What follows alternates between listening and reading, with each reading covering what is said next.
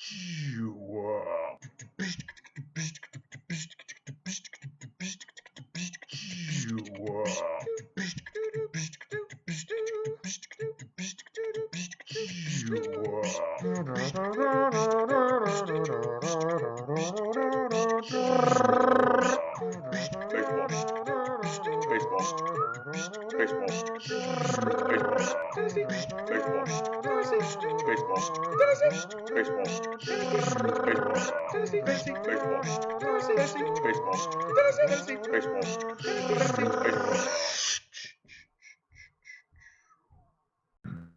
don't do that anymore. Video on this. Jeez, sync it. All right, I'm recording. Yeah, I got a notification about that. Yeah, there you go. No, I can't sue you. Shit. Oh, well, it's still without your consent, I guess. Yeah. All right. Should I kick it off? Yeah, you want to be the host? Sure. I'll let you be the host. You always do. I guess you're the hostess with the mostest. I guess that is kind of how they've fallen into their groove too. The Derek hosts and Dylan colors. Could you imagine Dylan as a host? No. Is this the start of our podcast? This should be the start. Can you imagine Dylan as a host? Yeah, let's conceptualize that. What would that look like? So Derek, what would you say about what's up, Doc? Bugs Bunny. You got some carrots? He's a Bugs Bunny hick. That's what he is, in a good way. Welcome to the Midwest Dynasty Fantasy Baseball Podcast. This is Tom, and I'm right next to Cody, my man. How's it going, buddy? It's going good, dude. I'm ready to podcast, ready to get it on, ready for some baseball. Yeah. So, what have you been thinking about baseball so far? I've enjoyed watching it. I've watched a lot of it. It's kind of boring right now. Hitters don't know how to hit, and I've watched two different games. One where they said, oh yeah, the pitchers just don't, they had a short spring training, they're just not on it yet. And then the other one's like, oh yeah, it's a short spring training, the batters just aren't on it yet. And it made me realize that regional broadcasters fucking suck. Yeah, they don't know what to talk about. They're so bad, and the only thing they look at is like, where is our team struggling? And then they like extrapolate it to like, oh yeah, the league is like this, it's not just our team. And every time I listen to that, I'm just like, shut up, your team is bad. Yeah. You're so bad. Well, but at the same time, think about what you would have to do if you had to talk about the same sport every day for 4 hours, the same team, same everyone. Dude, you'd run out of material, wouldn't you? Not if you're like the Savannah Bananas. Who the fuck are those people? You've never heard of the Savannah Bananas? No, enlighten me. Oh my gosh, they're like an international league team. I think that's what that league was. So it's like a different baseball league, kind of like what the St. Paul Saints were in before they moved over to the minor leagues. The Savannah Bananas do like crazy shit for their games to keep their fans entertained. Like a guy went up to bat with a fucking bat on fire, and like they'll do like dances, they'll do like rodeo type shit. They go crazy all out. Watch a clip of it. It's like basically a circus of baseball. And if you're a broadcaster, there's no way you would run out of something to talk about at the game. Okay, that's better than what I thought. At first, it sounded like it was like a bunch of strippers that play baseball. But this sounds that wouldn't be bad. Well, I would watch that too. Wow. To be fair. They're not even playing. Would, but then I got married. So. Yeah, of course. Now I can't do that kind of stuff anymore. We had one opportunity to do it at the bachelor party, and it, didn't happen. That's true. What was up with that? Difference of opinions between some people. That's fair. All right, give me 3 seconds. I'm gonna move my microphone. Okay.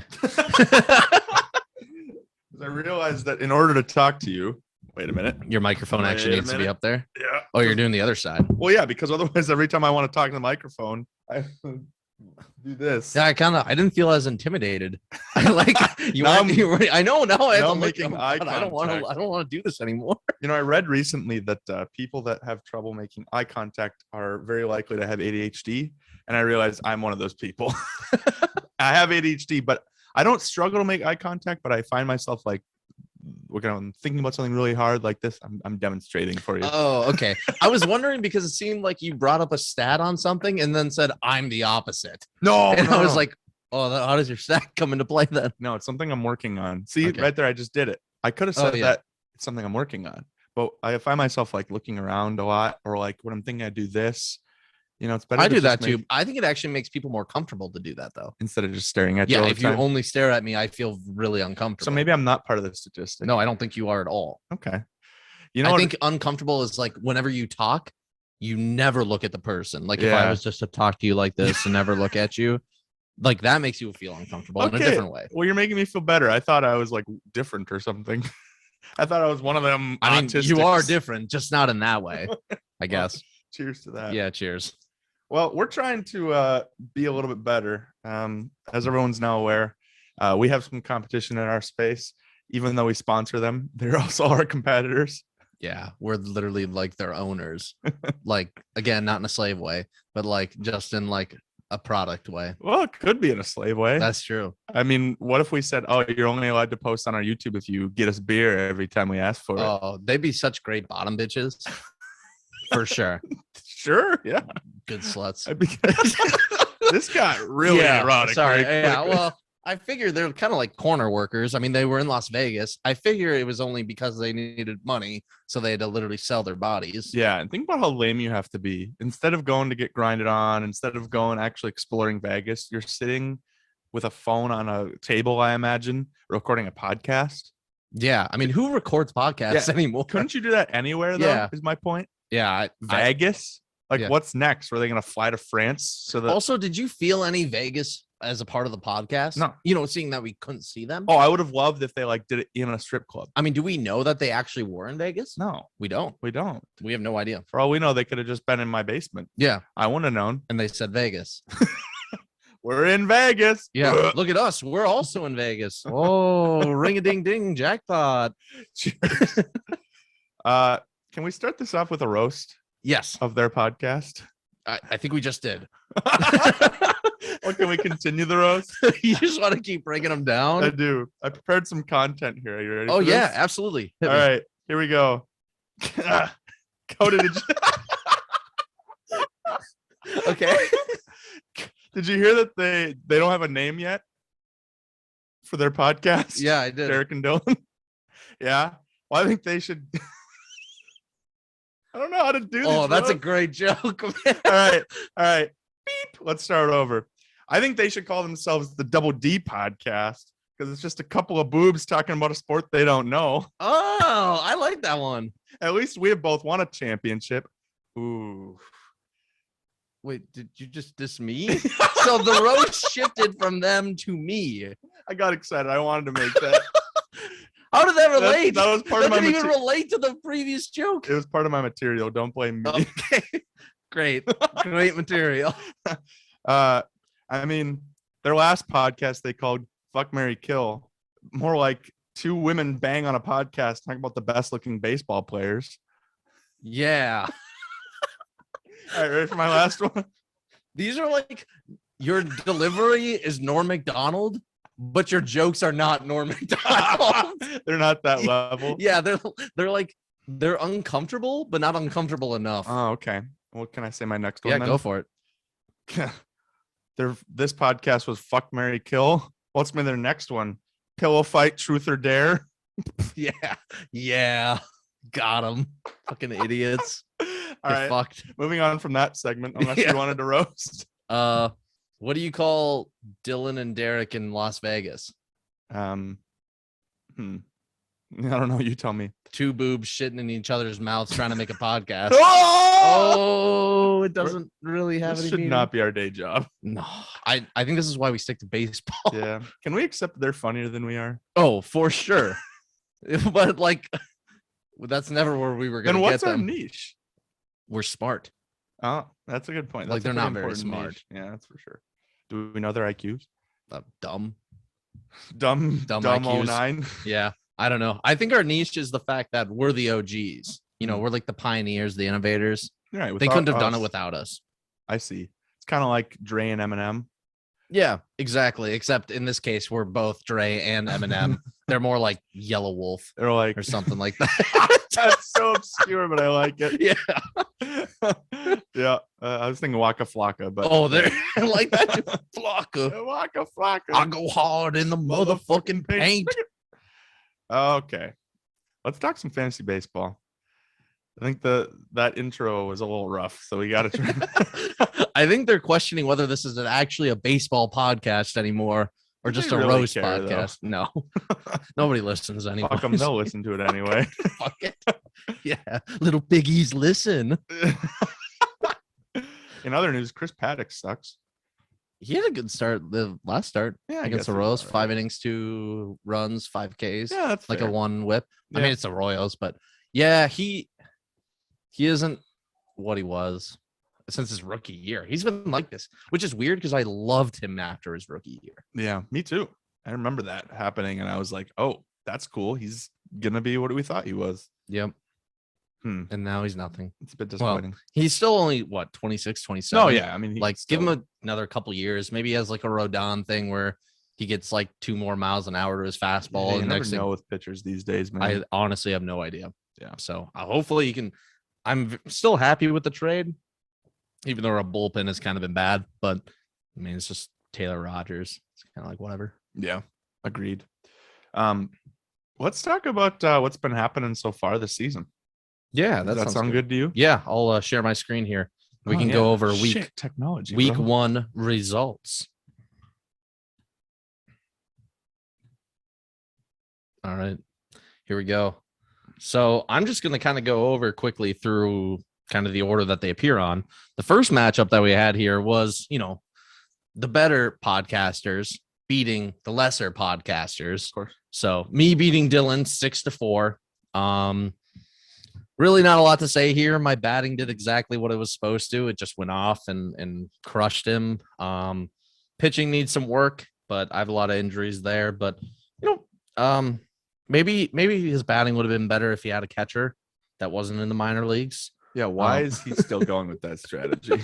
I think he's just waiting for Gabriel Moreno to literally come up and then have him. But should I have waited for Henry Davis to come up? Maybe. I don't know. And just not play a catcher? I don't know, man. I feel like you're just wasting so much potential. Yeah, I just think it's stats. At the end of the day, it is stats. Like, there's no reason not to have him. Right. The amount of substitute bats you get in are not enough to justify not having a catcher to me, especially the quality of the at bats. So I think so too. Just even having a catcher. Yeah. On the waiver wire. Yeah, just someone. But overall, I mean, was a pretty predictable week for the most part. I'd say for his batting that did well. Jared Walsh is a first baseman I really enjoy. Really like him. I think he's got a great future. I think the Angels have some sneaky bats. Yeah, in a good lineup, man. But they can never have both Ohtani and Trout playing at the same time. Oh my God, actually, it's crazy. Well, Trout's supposed to come back this weekend, so I'm sure Ohtani will get injured. I got that impression as well. Yeah. On my side, I'd say going for more of the surprise factor was Arenado starting off really hot. OBP over 500 for the week and a half with 4 home runs, 12 RBIs, literally playing like he was still in Colorado. Mm-hmm. That whole offense has just been insane, and Pujols looks a little rejuvenated as well. So yeah, really positive signs to see there.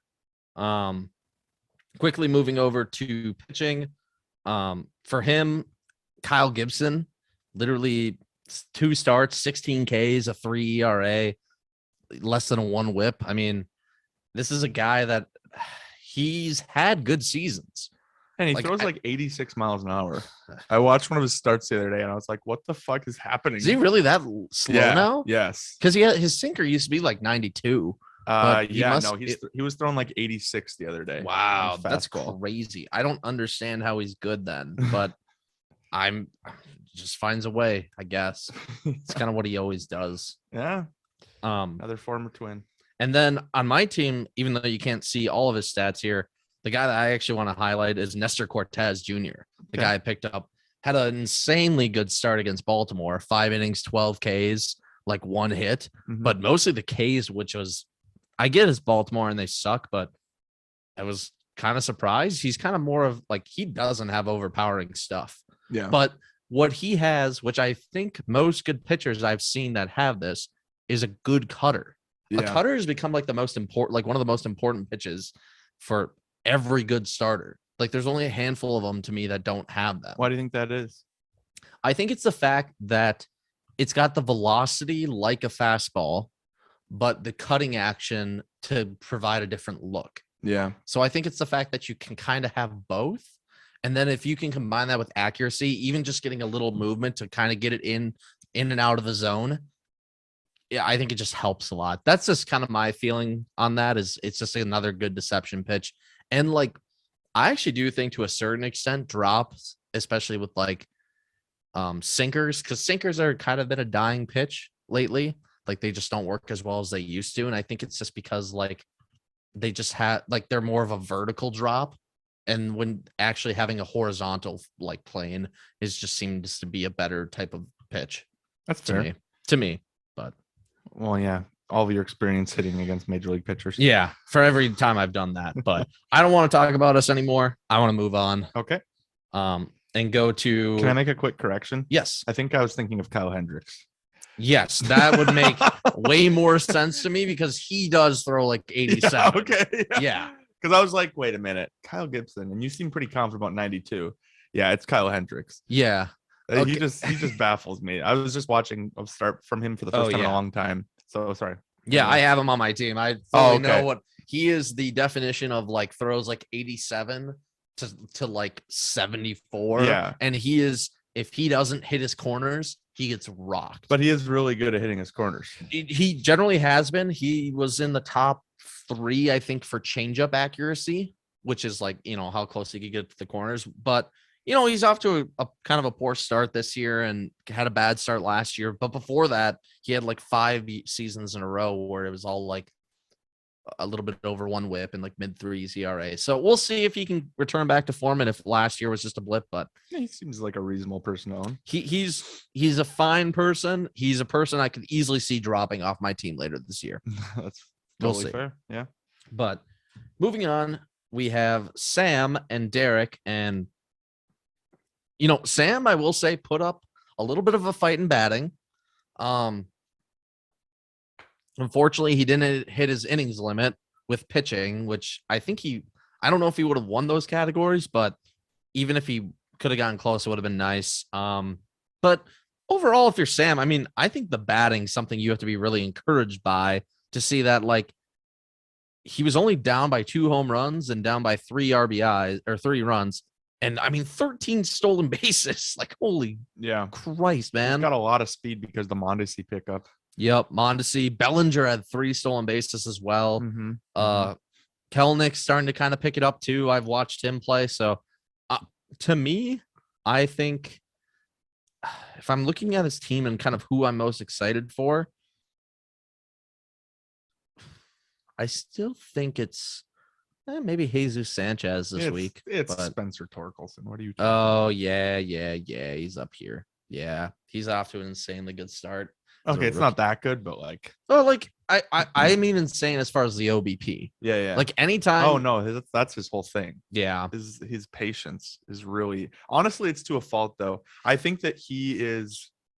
It's not to a fault. I think I'd prefer a batter that I've watched like most of his at bats, and he will, like, he hardly swings. I'd be interested in looking at his statistics on how often he swings, because he will just like wait until 2 strikes and then swing basically. I think I'm wondering if his batting coach or someone is like telling him just like get used to seeing the ball.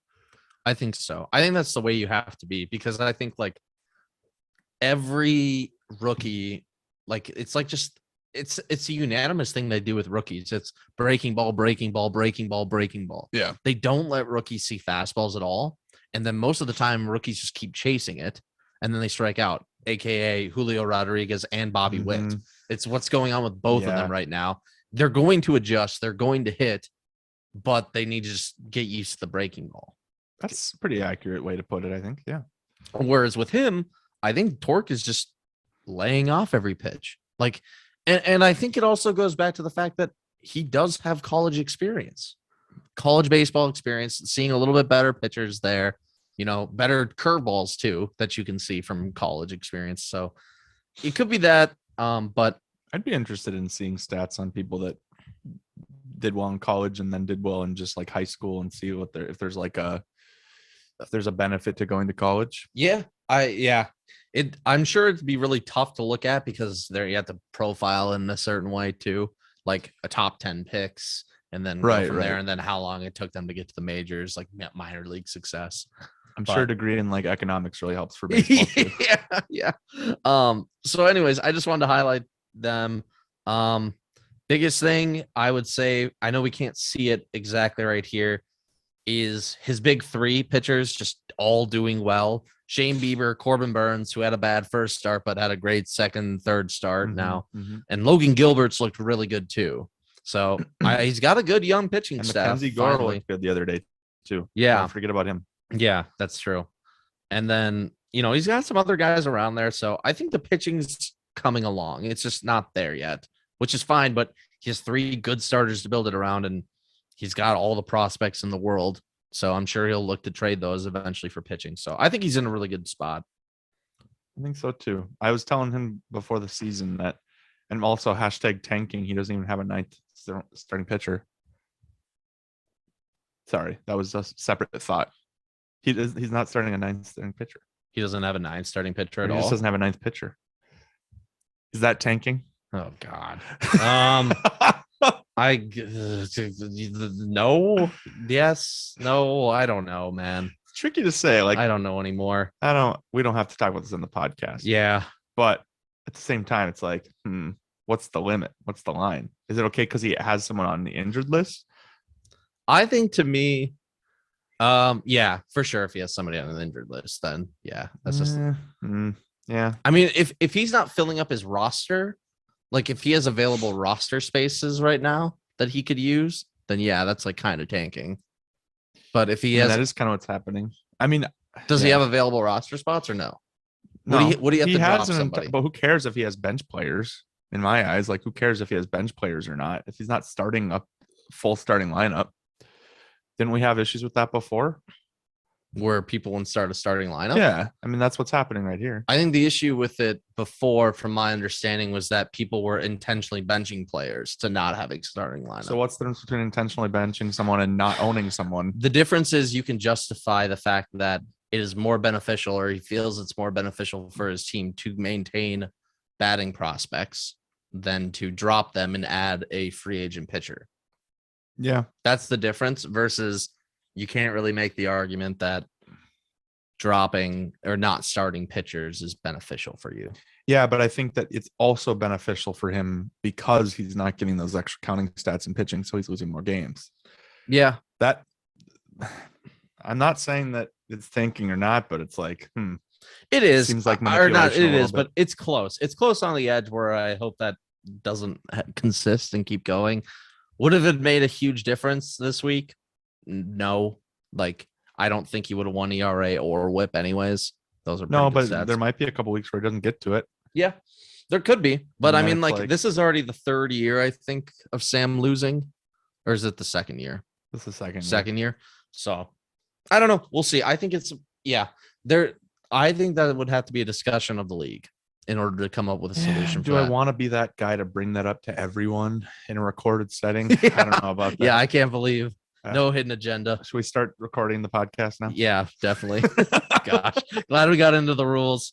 Gosh. Anyways, I'm gonna move over to Derek's team. Cool.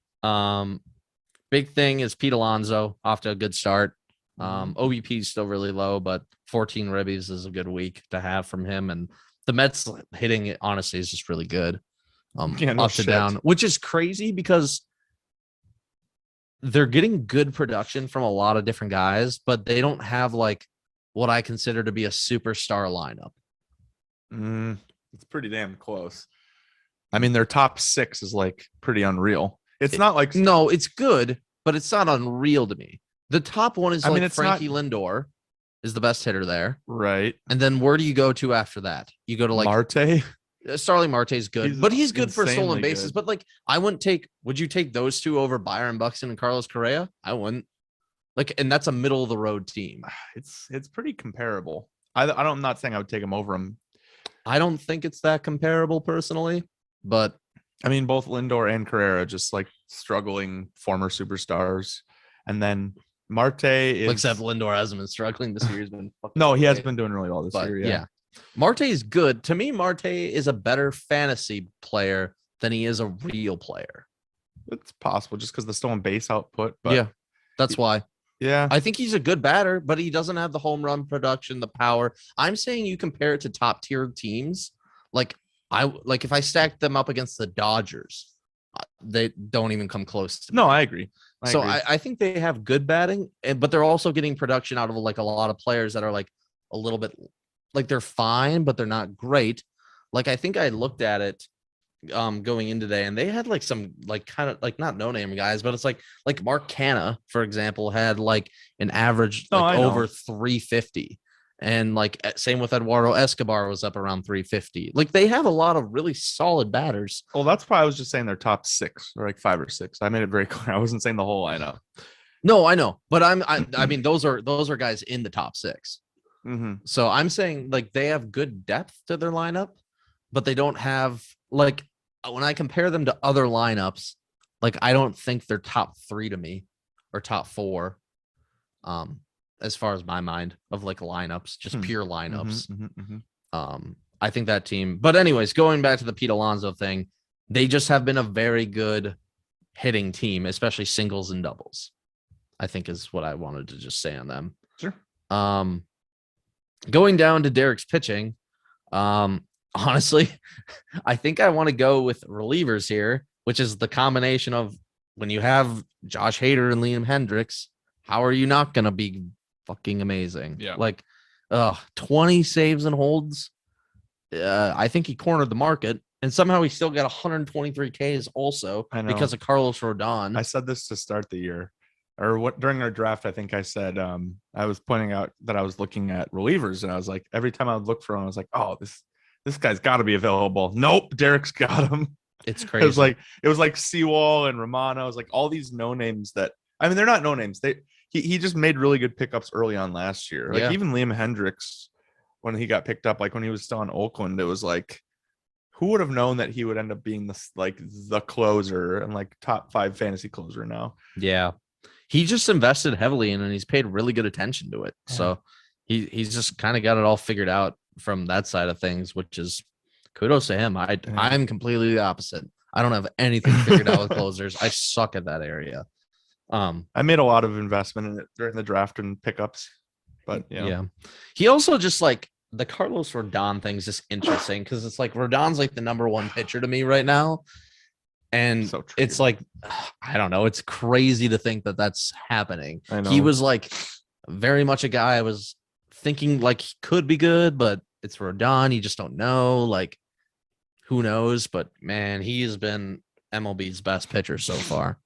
Yeah. I don't know if I would put him at number 1, but I agree that he's been really good. Yeah. No, he's not my number 1 pitcher for the rest of the year. Unfortunately, the injury risk is just the one that he's like the biggest injury risk other than DeGrom. And can I call a amen on that one for when I was concerned about him for this year?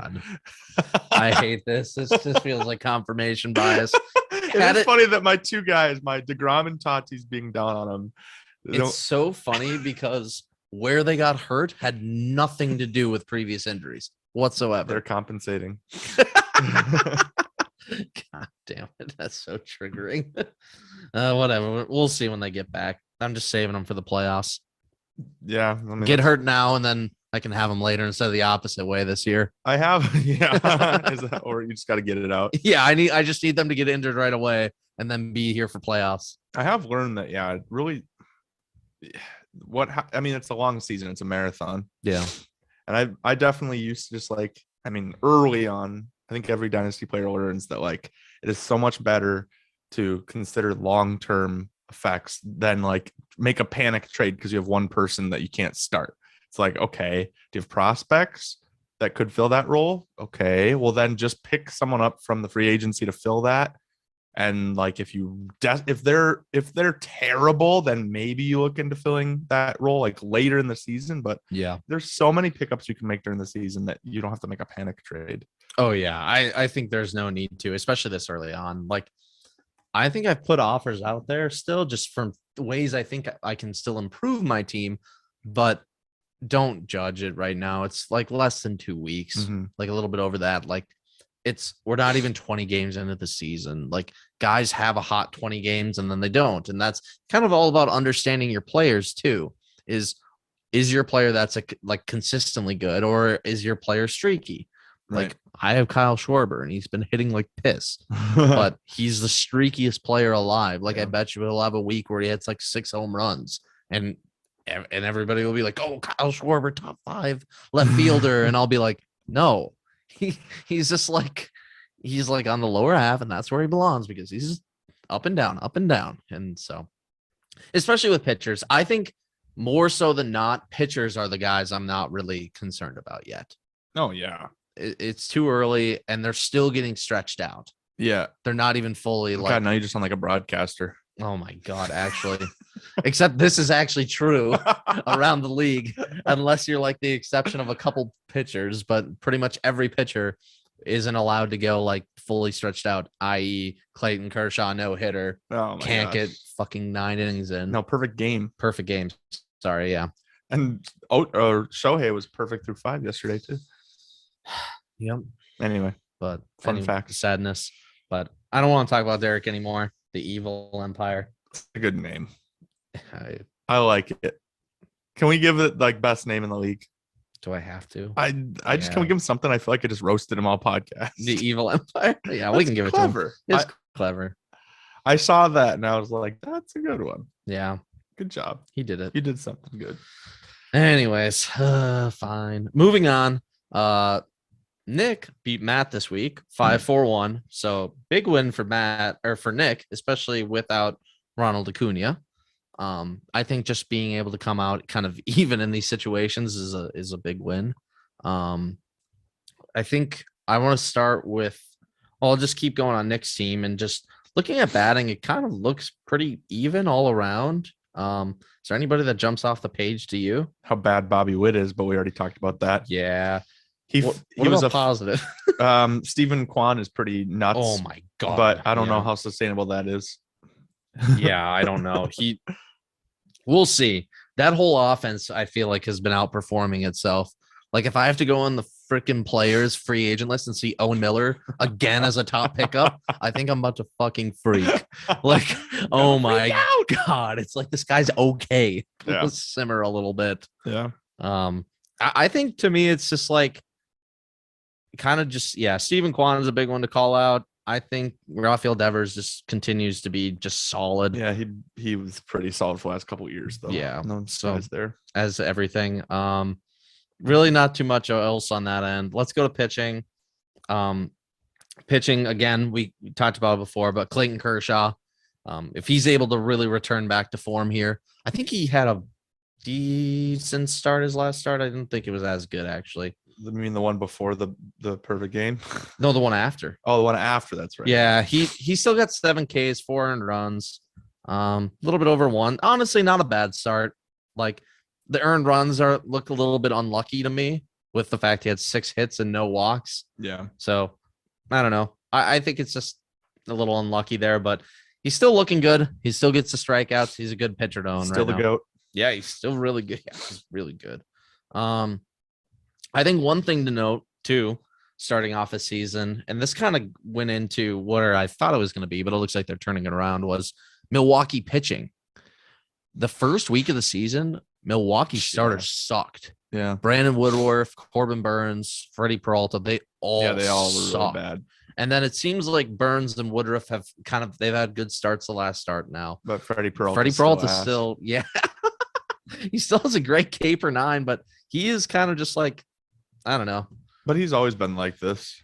That was always his issues. That he is like a strikeout machine, but it's because I don't know. It's because he walks. He walks everybody. Yeah. He just has such a high walk rate. Yeah, it's because he's just got the crazy stuff. But again, it's like he can't control it. So if it's in the zone, then it's like, well, get fucked. And then another good thing to note for Nick's team is Logan Webb still having a good season. I know he didn't have a great start his last start against the Mets, but they're a good lineup. But Logan Webb's always curious to me. I still just don't know if I think he's fully legit or not. I think he's legit.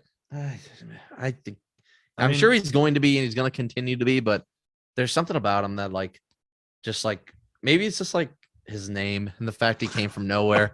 I just think Webb, I'm just this guy's a spider. He's gonna come out of nowhere and be good for you're a little going there, bit. huh? And yeah, I don't know. I don't really have good Just evidence. start slinging webs and His underlying statistics are actually really good. yeah, they are. But is your bias against him that just you're afraid that he's gonna become the neighborhood Spider-Man and stop pitching? he feels like a Twins pitcher. I think that's fair. why. I think I've been burned so much by Twins pitchers that he feels like that to me. Yeah, but Barrios was never this good.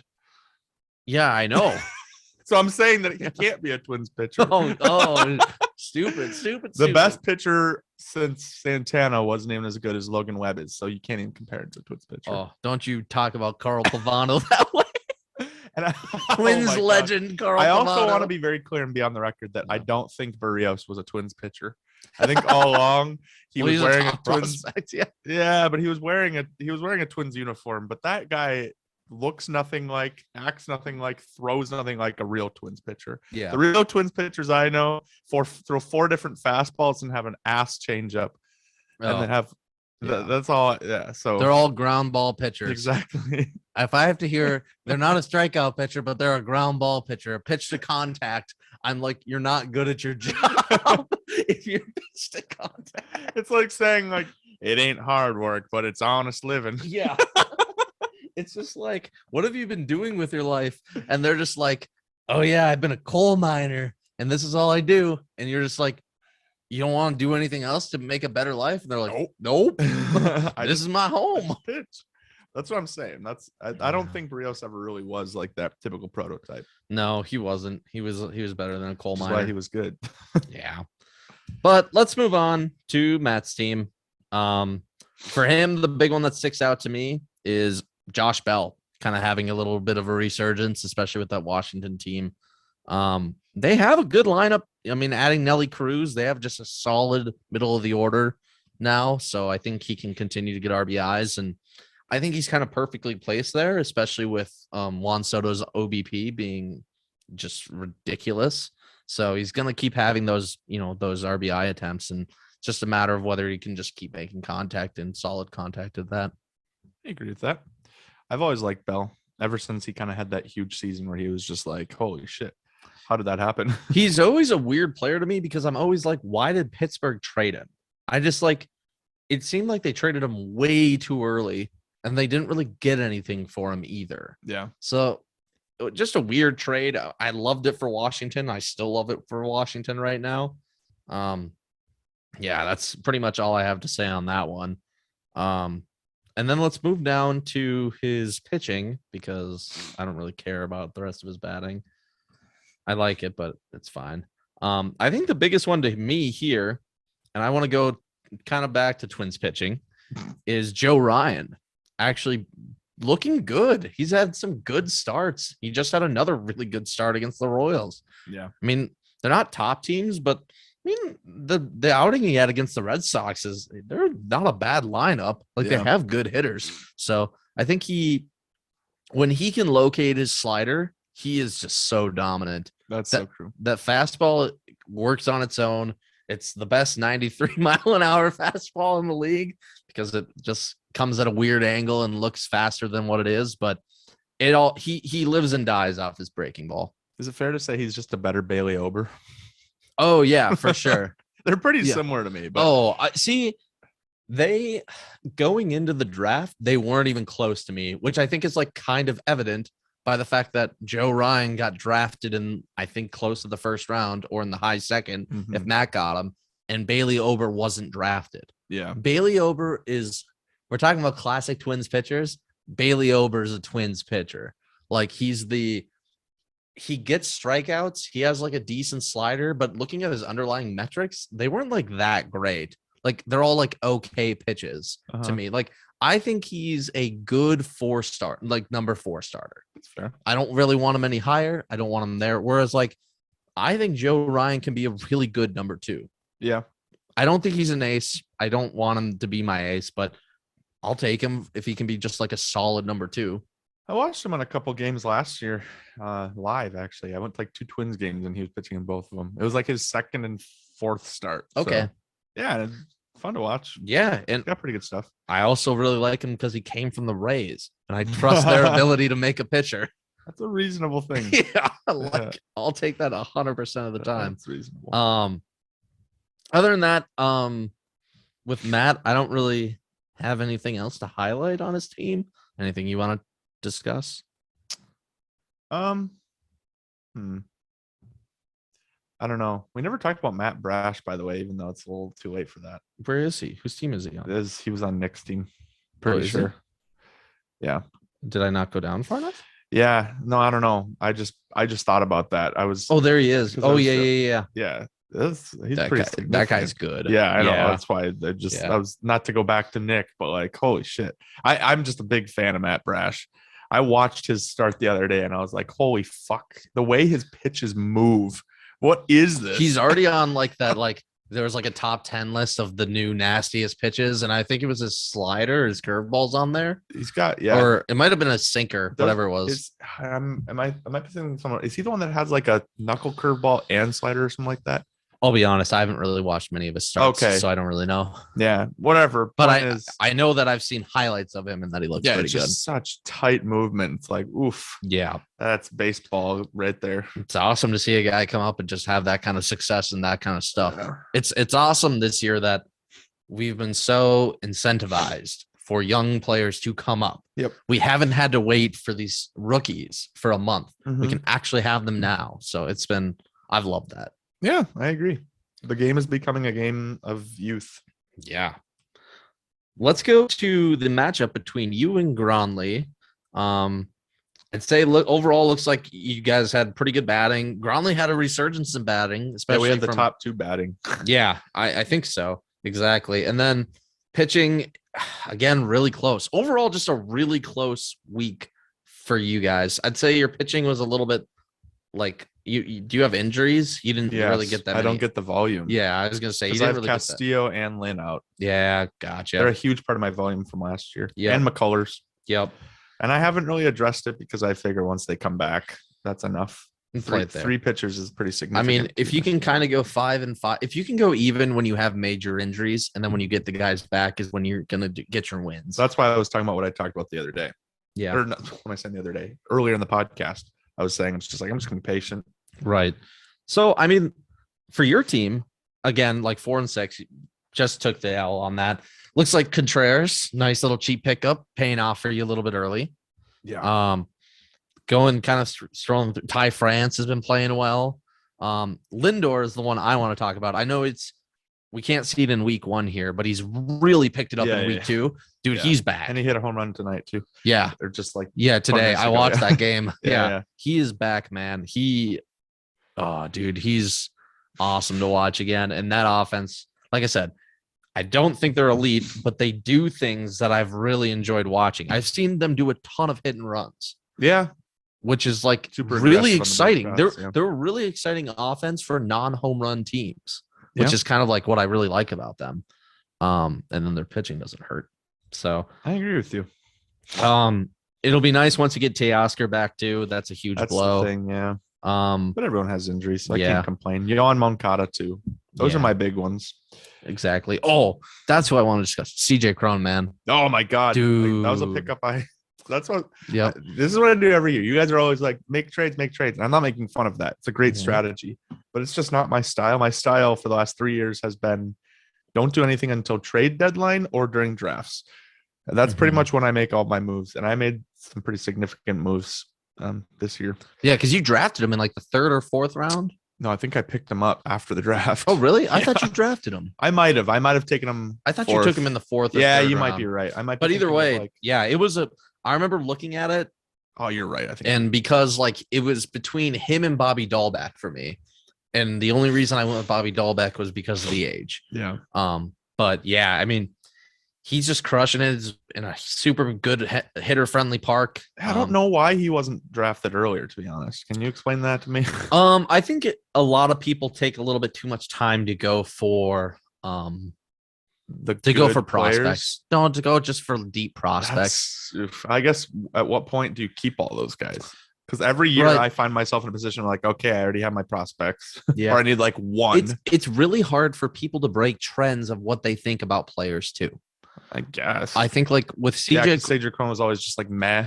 he had a really good season on Tampa Bay. Went to Minnesota, sucked. Did okay on Detroit. Yeah, no, and ever then since he got to Colorado. Though. Yep. And I mean, it is early, and I will say like, yeah, but he was good at the end last year. I know, but looking at his strikeout rate, it's his swing and miss rate is really high. It is a little bit crazy how lucky he is getting a little bit at this point in time. And I just think with that lineup not being good, he is a good, solid player to have. Mm-hmm. This good, 5 home runs good. Yeah, I don't think so personally, but I think he just had a really good week. But I do think he is a valuable player to have and a player you should have rostered. That's my only point. Yep. I'm not saying like, yeah, no. I'm not trying to even do a victory lap, to be honest. No, I'm doing the opposite. I'm saying like, why wasn't he drafted earlier? I guess I don't know. Right. I think if you look at the draft, there are a lot of players like that. I couldn't believe Bailey Oper actually wasn't drafted. Yeah, that's pretty absurd. That felt weird to me. Like, especially because we're Minnesota fans. Yeah, and it's like a lot of people had him like up there as like one of the top available free agent pitchers. And to me, he was like, again, one of those pitchers that he's young, he's in his second year, he could hit. Like like if you're looking to build your pitching, why wouldn't you want to take a shot on him? Like, I don't know. Yeah. I know I shit talked him earlier here, but like at the same time, but at the same time, I mean, if he keeps putting up good stats, it doesn't matter what the underlying metrics say. Very true. So yeah, I don't know on that. I think I'm gonna drop Trevor Larnach any day now. Yeah, he's tough. He's just missing pitches. He's been actually pretty unlucky from when I've watched him. He's had good at bats, but he still is just running into strikeout issues with breaking balls, and that's what it always is with a lot of young players. But we'll see. I don't really have a lot of big feelings on him. Yeah. Either way. Going to your pitching, I think the easiest player for me to highlight is Pablo Lopez, guy you got in last year's draft. Marlins pitching is any Marlins pitcher is pretty much great to have right now between him or Sandy Alcantara, Sixto when he comes back like next year. But yeah, I think super reliable, super dependable, great guy to have. Between him and like Framber Valdez, 2 great hits for your pitching staff. Yeah, I agree. I like them both. I picked up Alex Wood too, and he's obviously been pretty insane. So, yeah, honestly, my team would be pretty top tier right now if I had volume in pitching. I think statistically, I was the best batting. Or is that still true? I don't know. It's so early that who really cares? I don't even know. I think it's tough to know with this. I know you weren't initially. You had a really big second half of the week. Yeah. So currently I have, holy shit, I'm by a lot. I have the most batting roto season wise with 47 points. Gronley is 40. You're at 34. Okay. And then pitching, I'm in 7th. Yeah. Kind of makes sense, right? Right. But so, yeah. Anyway. Also, it doesn't help that you played Gronley, who had pretty good pitching this week. But I want to stick to his batting first. We're going to go Gronley's. I was going to move off unless there's anybody else you want to talk about. It seemed like those are kind of the good 3 guys to highlight. Seiya Suzuki. Yeah, I know. Seiya Suzuki and Jose Ramirez.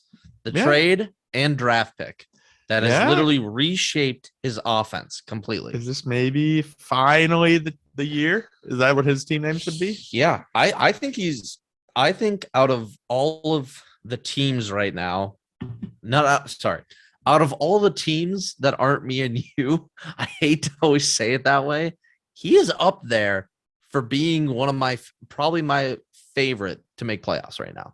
Yeah, it's pretty crazy. His just up down, his whole lineup is pretty solid. I'm still disappointed in him. And I know this sounds like bias, but I still think Real Muto was the wrong pick there. I think he could have been fine with just like a replacement catcher.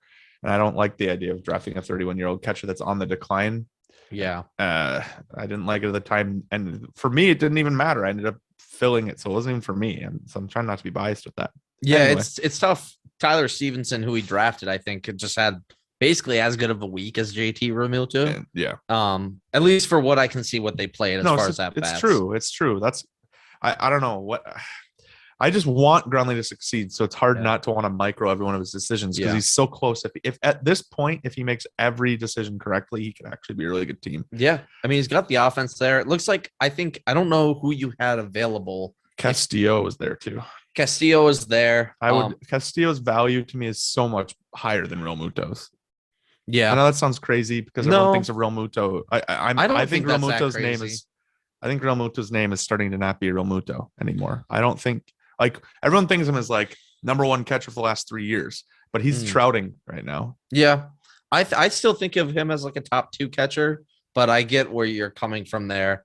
Yeah, Castillo would have helped a little bit, especially with some of the pitching he lost. Yeah, that's what I thought. I honestly thought when it was his pick, I was like, oh well, I'm gonna have to get some pitching now. Yeah, but Castillo hasn't been good either, though. Oh, he's been injured this year, but I mean, even last year, like he just like. He's been kind of falling a little bit. Like his underlying stats are always just they're always good. They've been good the last 5 years for that. Right. Like eventually your underlying stats need to become your main stats. And the place where they look really good is the fact that Luis Castillo has great stuff. He to me is Freddie Peralta too. He gets so many walks, and as a result of that, he's never able to stay effective. His pitch count goes up, so he's not able to work deep. He can have good starts. He can have great starts like Freddie Peralta, but then he runs into the same exact issues. They're very close starting pitchers to me. I'm fine with that. I just thought a top 25 starting pitcher is so much more valuable than a catcher. Yeah. Oh, pitching is so important, which again is why I'm so happy with the way our stats are right now because it's so engaging to have good pitchers. Yeah, and I don't know. That was just obvious to me. Especially he's only 29, so it's like. I'm with you though. I'm not saying I'm in love with Castillo. No. I think we'll see how Real Muto does this year. Maybe it really helps him. It didn't make sense when I saw him take Stevenson after he made that pick, but like pick one or the other. Stevenson's a fine startable catcher. He was young too. Yeah. But anyways, those were good.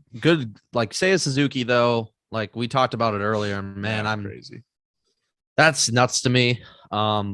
I don't. Can you imagine if he was actually in a good lineup too? Yeah, that lineup sucks. Because it really does. It's so bad. Yeah, I'm honestly surprised that I think they'll start pitching around him. I think like that OBP will stay up, but I think some of the counting stats will go down. He's got 9 runs, and his OBP is 531 through 34 at bats. Yeah, it's nuts. There's like 9 runs on any other team. That's like 15, 16 runs already. Yep. And I get that Gronley's offense has some puts and takes to it as well. Like obviously Marcus Simeon's going to be better than what he did the first week. He did not do good at all, and he'll pick it up. Down on him, but I mean I don't think he's going to hit 35 home runs again. But do I think he's going to be? I think he'll be a 25 home run, 80 RBI guy. At least I would have taken that, and maybe 15 to 20 stolen bases. Mm-hmm. I mean that's still good. And then but obviously. For that, you're not going to have Miles Straw having an OBP of 455. This is that stupid Cleveland batting that I was talking about before. I'm just like, they just went off this week, and I don't buy it at all for a second. With regards to his pitching, though, I really do like, even though I just was talking negatively about his Real Muto still, I like what he did when he picked up Evaldi.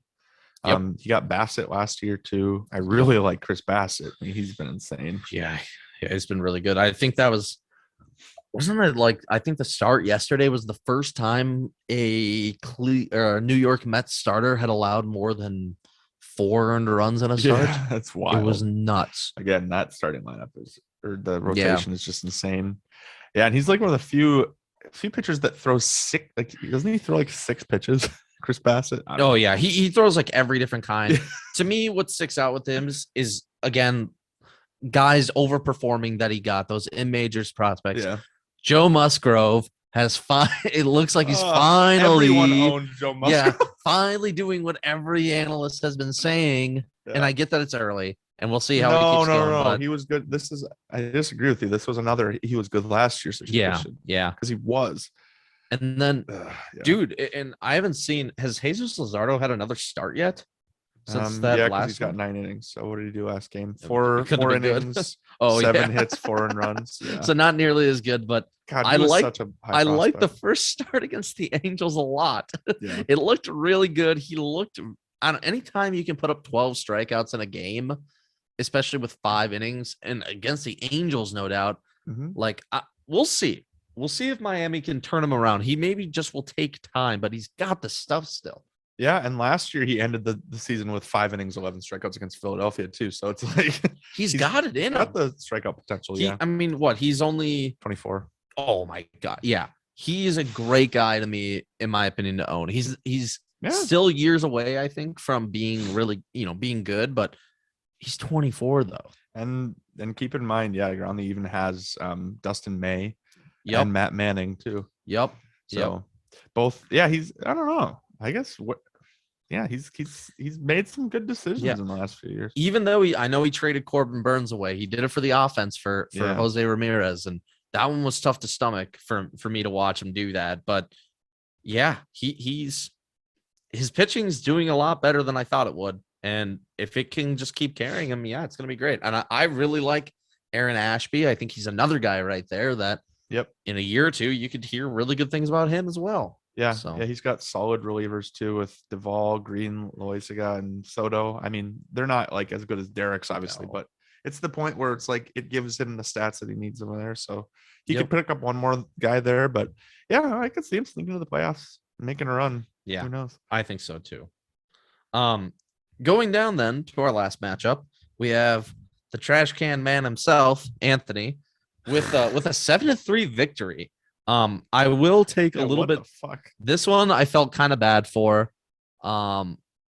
He probably should have been even. Alex, I didn't put technically in the bylaws that this first week is prorated for innings, even though that's something that has always been that way. We've always prorated innings. Okay. Like every time, but I didn't put in the bylaws. Alex was going to pick somebody up, but then saw that it wasn't required in the bylaws and then didn't pick them up to get to his innings because he missed his innings by 2 outs. So I felt a little bit bad there, and I'm so sorry about that, Alex. We'll get that added in to the bylaws going forward. So hopefully that situation never happens again. But I would have just given him the 2 outs and just said that he made the limit in that situation. Yeah, I know that's heavy-handed. We just can't. I just can't, unfortunately. But with that being said, let's go to his batting because his batting really didn't perform very well. I think, to put it mildly. Like the runs are good, but everything else was kind of, not really there. I still think looking at his offense, Wander Franco is going to be kind of the mainstay for him to build around. He's got so many good players on his offense that it's always shocking to me. This is how I feel every year about him. Yeah. He must just they're good players, but he just doesn't get the RBIs to go with them. It's almost like he's too run heavy almost a little bit, but I don't really know how you fix that. Like looking at a lot of the guys, they should be good, but I don't know. The starters are solid. I think he'll pick it up. I think the offense won't be this bad as it was for him. I think with Marcelo Zuna coming back too, it's like look at just the outfielders there: Bryce Harper, Nicholas Castellanos, Marcelo Zuna, Randy Arozarena, Jorge Polanco, Chris Bryant, Wander Franco, Anthony Rendon, Jose Altuve, Jose Abreu. Like you skipped over Jeff McNeil. Because he just picked him up. I actually was thinking about picking him up. Yeah. So I mean, what if Adley Rutschman comes in and just kills it too?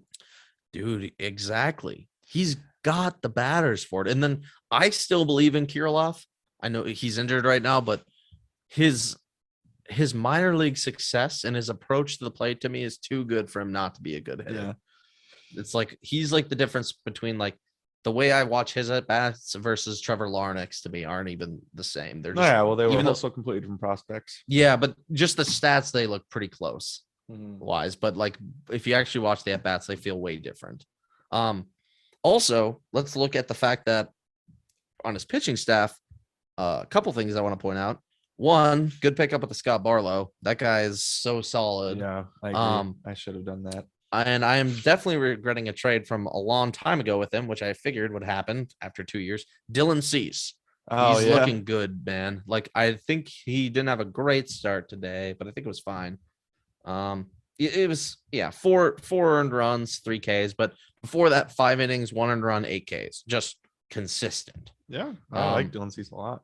He to me seems like he'll kind of fill in as kind of that Carlos Rodon substitute for them. Yeah, different pitchers, but yeah, as far as like statistically, yeah, I agree. Yeah, statistically, just like kind of fills in that void a little bit. So I think he's going to be good. Sean Manaea, I don't see him staying as good as he's been, but maybe that'll change. I think with any of those pitchers that are purely location and not overpowering stuff, I see them going in spurts. Is how I feel about that. Yeah, but awesome pickup, awesome player to have for him right now, though. And then what happens when he gets Clevenger and Snell back? Although Snell isn't really what he used to be, and who knows if Clevenger will be too. Clevenger really wasn't. I think he's been hurt by injuries, but I do think the Jose Barrios pickup in the compensation draft is a very good ad. To me, Alex just needs to keep building that pitching, which is what he's trying to do through trades and what he wants. It's obvious that that's where he just needs to keep going, but he's in a tough spot with pitching. I think he has a lot of good pitchers, but unfortunately, some of them are just like not good yet. Like Luis Patino, I think is going to be a good pitcher. Yeah, but you say Kikuchi, I say Maguchi. Yeah, I don't know so much about him, but I think that guy might kind of be what he is. Yeah, but he doesn't know Seiya Suzuki. No, that is true because he's a pitcher. Let's move over to Anthony's team. I don't want to talk about that. Oh, dude, we got to talk about Jazz Chisholm. Yeah, I like Jazz. Oh, I love Jazz. I love seeing prospects like that come up and just knock the cover off the ball. Yeah, I was big on him getting him. I wanted him to take him really bad in the draft, and he did last year. Yeah, it's great pickup. Just an exciting hitter. I don't see any stolen bases, but I thought he has a little bit of speed.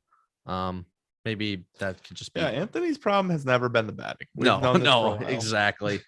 Like his lineup is, it's so up good. Down really solid, to be honest. Like, Matt Chapman's gonna have kind of a resurgence year. Corey Seager's fine. Yeah, Meadows is fine. Meadows has been hitting really well. Just no power. Yeah, just OBP. And then obviously when you have Shohei and Winker will do better than what we're seeing here. I think he already has been doing better. I think Grisham will too. I don't know. You don't like Grisham.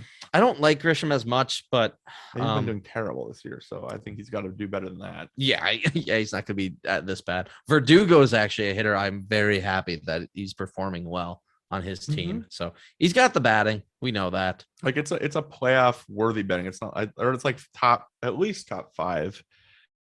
I think. Yeah. Batting. But it's just the pitching that's. Yeah. The batting is close to top 5. I don't know if it's quite there. Yeah, I'm just remembering that one spurt last year. It was with Machado before he traded him away. Yeah, that's true. But I think losing Machado just hurts. But he had to do it. It was a smart trade. Yeah. But yeah, going to his pitching staff though, I mean, kind of just said it right there. It's just young. It's gonna suck. I hope Julio Urias can figure out what the hell is going on with He's fine. I think he's fine. Even with the velocity decrease? Yeah, I get why that's a concern, but like that seems like it just could be a potential injury.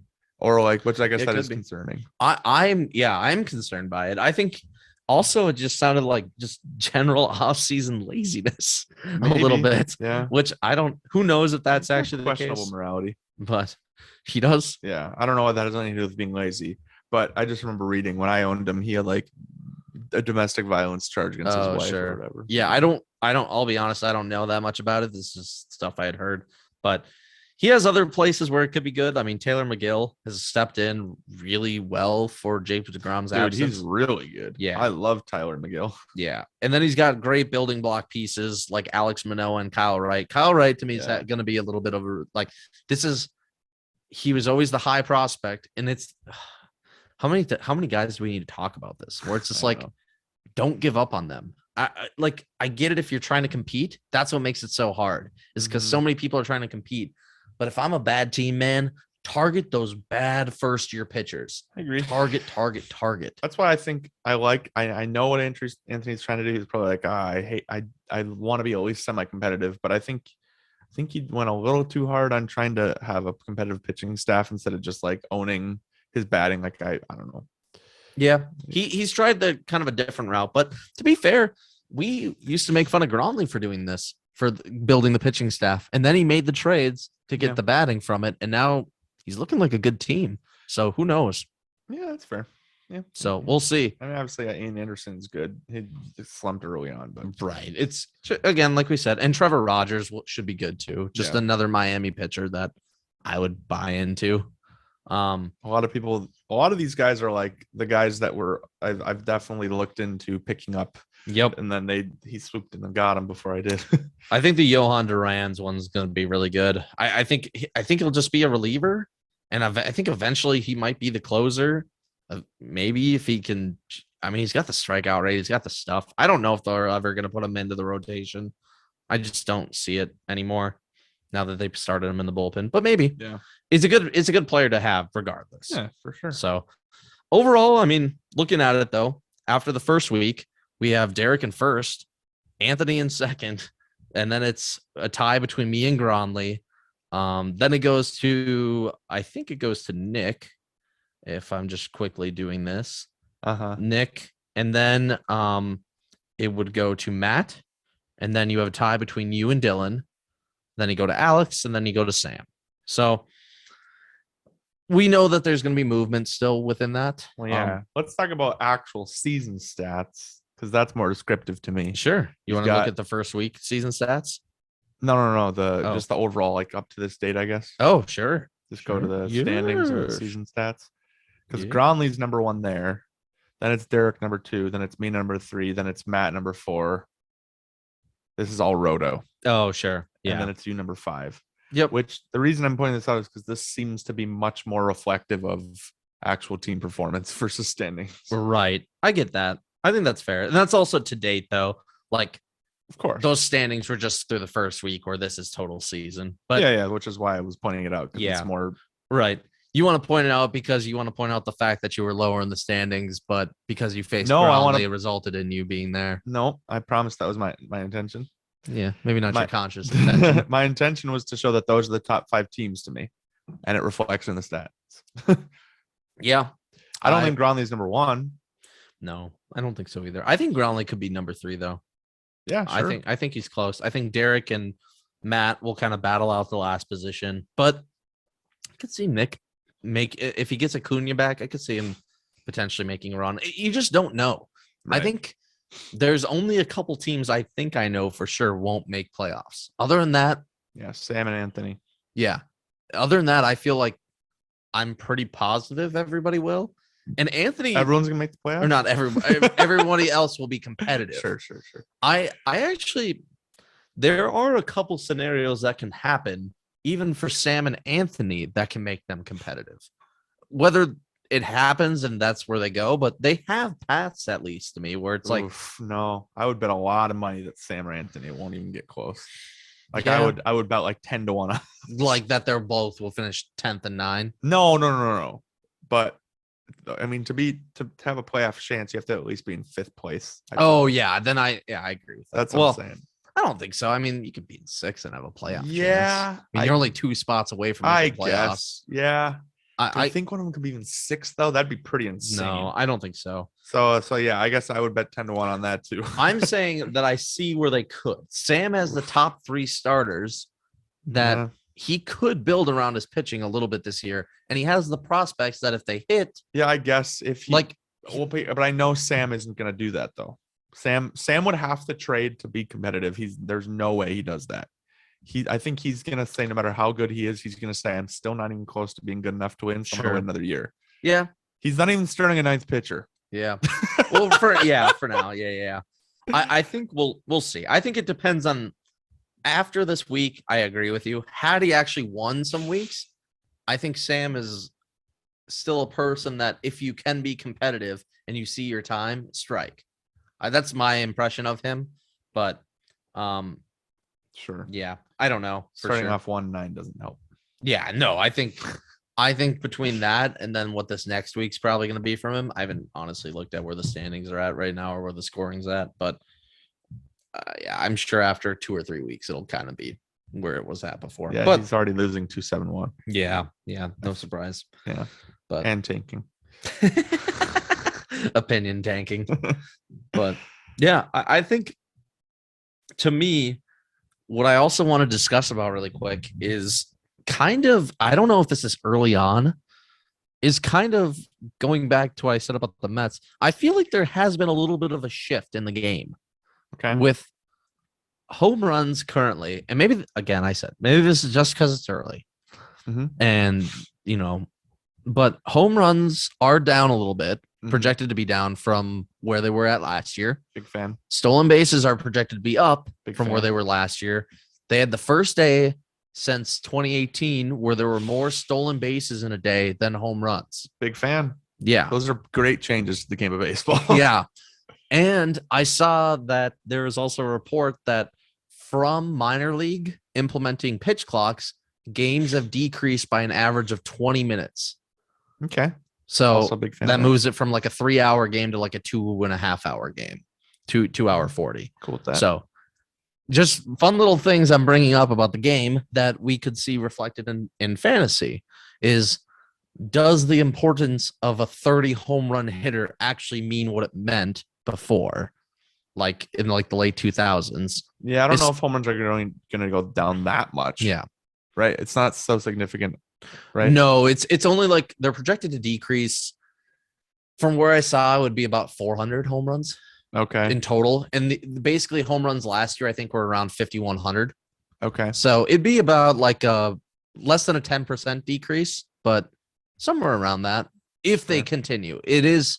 And then the stolen bases were projected to go up from like 2,100 is what they were at last year to about 2,300. So about 200 more stolen bases. So again, not monumental shifts, but definitely shifts from last year. All right.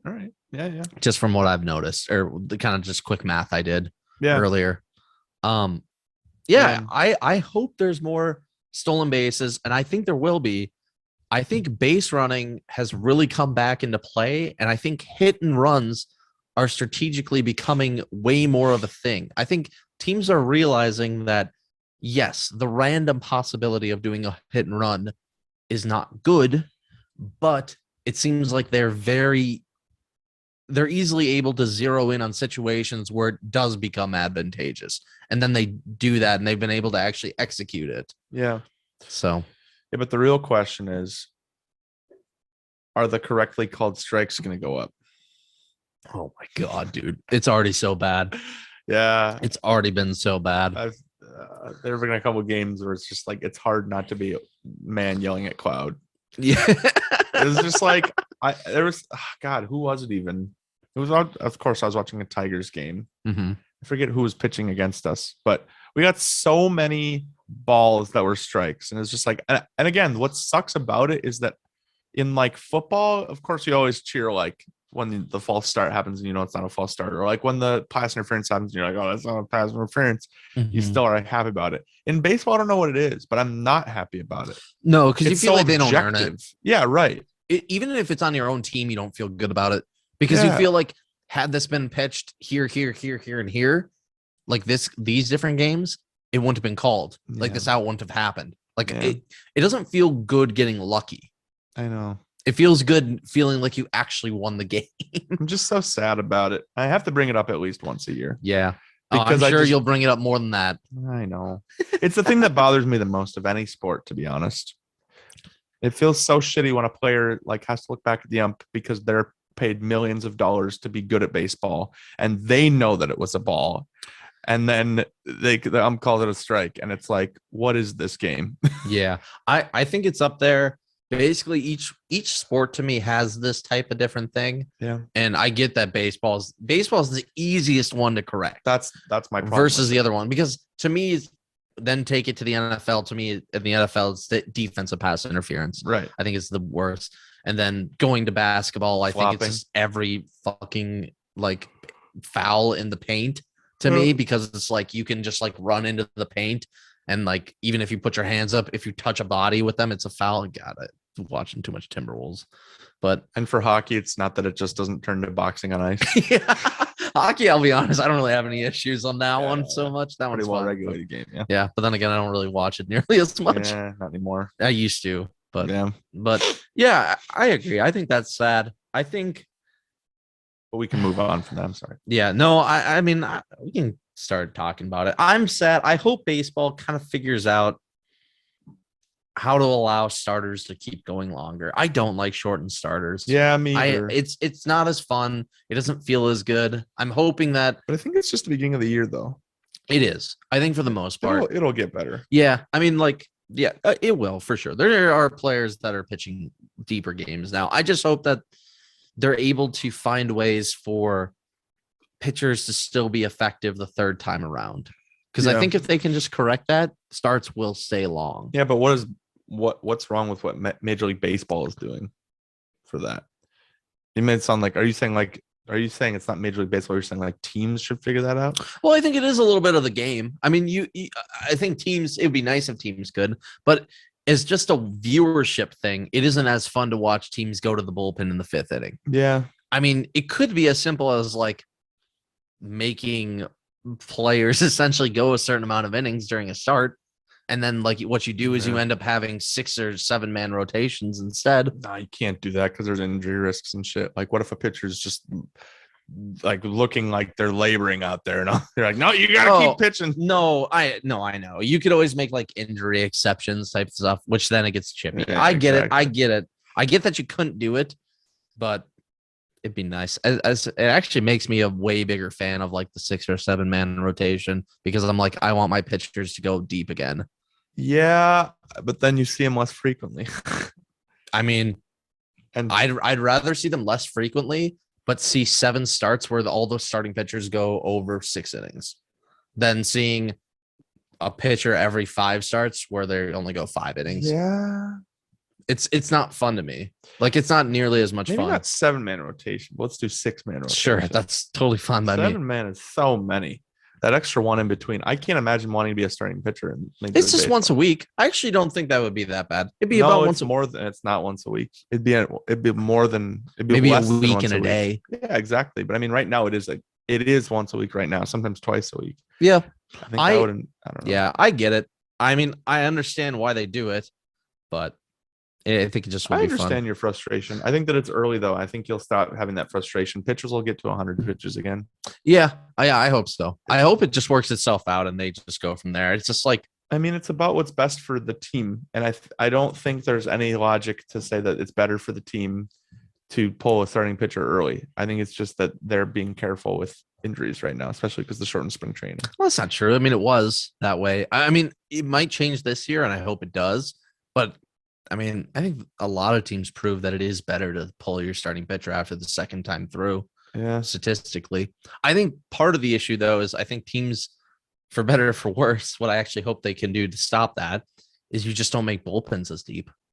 Sure. If you can't have as deep bullpens, it will force starters to pitch more. That's fair. So there are ways teams can control this, or the league could control this. But or maybe don't play 162 games. Yeah. But like lower to like 120. Yeah. I'll be all for that. Yeah. 62. But I feel like I'm just rambling now. I'm just going off about anger that I'm having. So before we close it out, any words of wisdom, anything you want to talk about? Derek and Dylan podcast, more like spilling Dylan. Yeah, spilling poop out of his mouth. I'm trying to deem myself for my terrible roast earlier. Oh, I honestly forgot about them. I think they were. I heard them, and then my brain's like, "This is not important," and then just ditched it. Thanks. What a great co-host. You dissed me. You dissed me. Is that don't play the victim with me when you dissed me. You God, son I of wish a I had bitch. a real co-host. Oh my God. Go get Derek or Dylan. You son of a bitch. We're losing it. This is a breakup. Let's end it. I have no words of wisdom. All right. Thanks everybody for tuning in. And if you listen this far, congratulations just for doing that. We'll see you next time. Baseball.